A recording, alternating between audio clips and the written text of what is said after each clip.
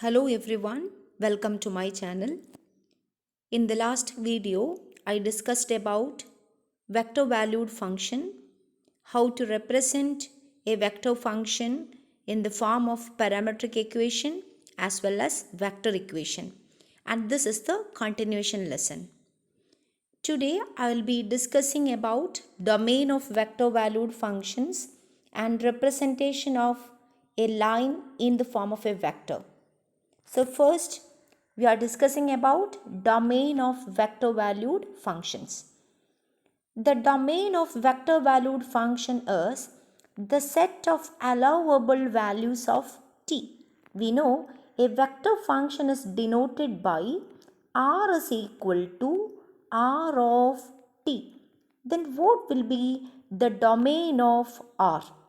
See, the domain of R is the set of allowable values of t.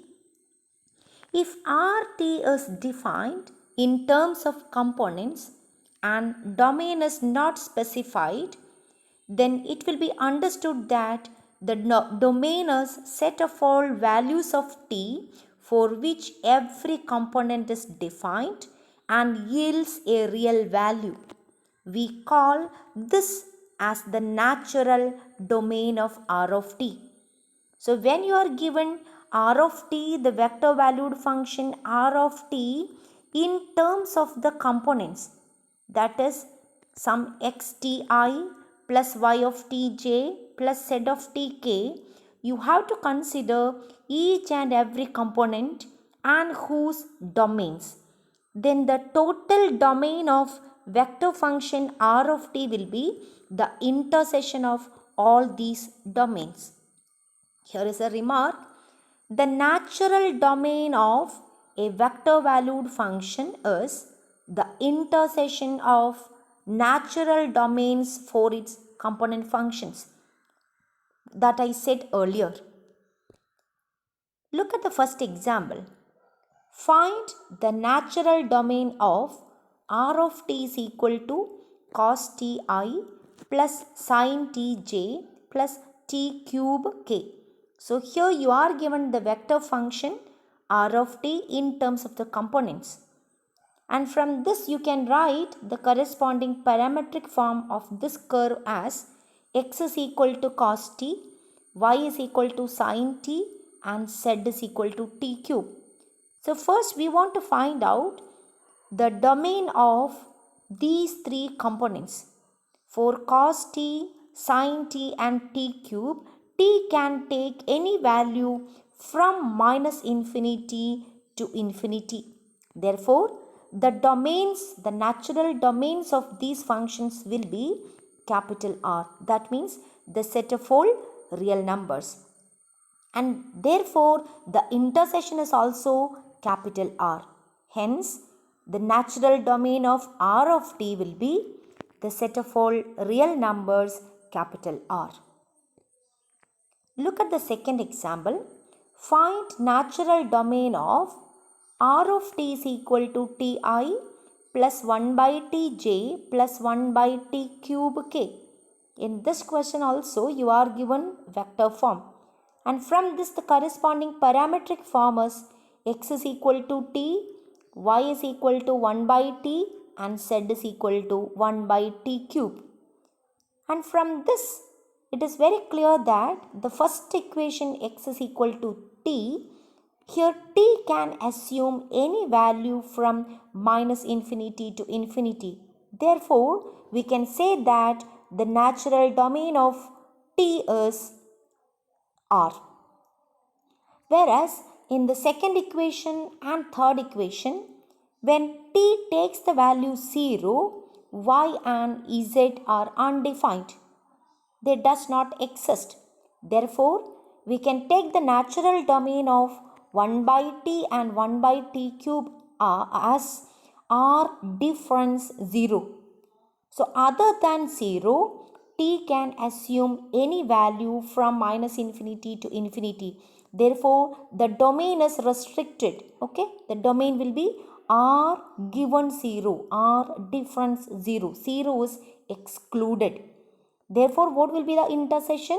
The intersection will be r difference 0. Hence, the natural domain of the given question is r difference 0. Now look at the next concept, that is vector form of a line.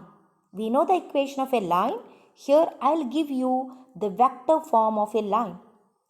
For that, you consider a vector r0 is a vector in 2 space with its initial point at the origin. Then the line that passes through the terminal point of r0 and is parallel to a vector v can be represented as r is equal to r0 plus tv.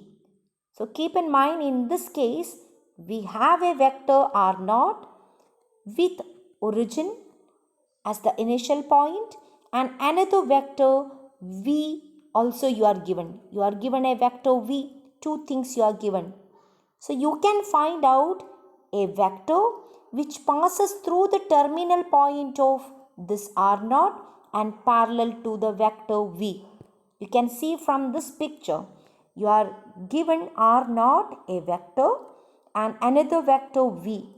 We should find out a vector which is passing through the terminal point of this r0 and parallel to the vector v. Okay, and whose equation is given by r is equal to r0 plus t into vector v. Look at the first example. Find the vector equation for the line through the terminal point of r0 is equal to minus 2i plus 0j plus 4k and parallel to the vector v is equal to 2i plus 4j minus 2k. So two things you are given. What are they?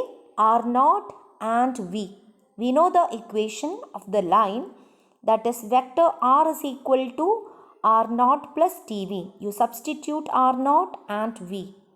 r0 is minus 2i plus 0j plus 4k plus t into v is 2i plus 4j minus 2k.